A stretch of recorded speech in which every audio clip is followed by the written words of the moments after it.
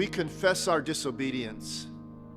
Dismiss it as a primitive fiction if you like, but there's real-world genius at work in the story of Adam and Eve. Fundamentally, it's a story about what it means to be human. The first couple was created by love for love. They're enveloped by lush abundance of every kind. They're roommates with God in a garden paradise. There are no questions about God's presence or provision. There are no inhibitions, but there's one prohibition. Despite being planted in this pulsing paradise and given dominion over it, they're seduced by a talking snake to disobey God.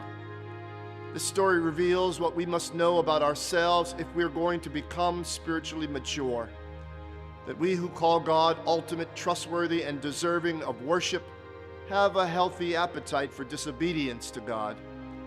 And this capacity to be seduced to disobedience causes us to forsake freedom, turn our back on abundance, harm ourselves, one another, and the generations that come after us.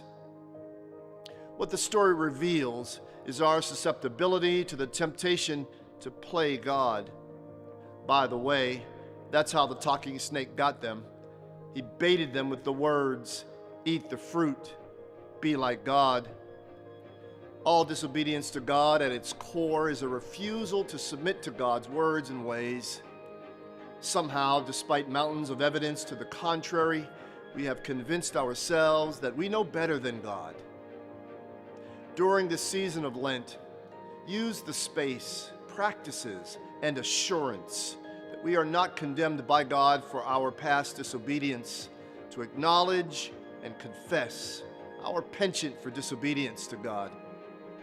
To confess is to give voice to the fact that we are out of agreement with God from time to time, and now we are ready to take responsibility for realigning ourselves with God's will.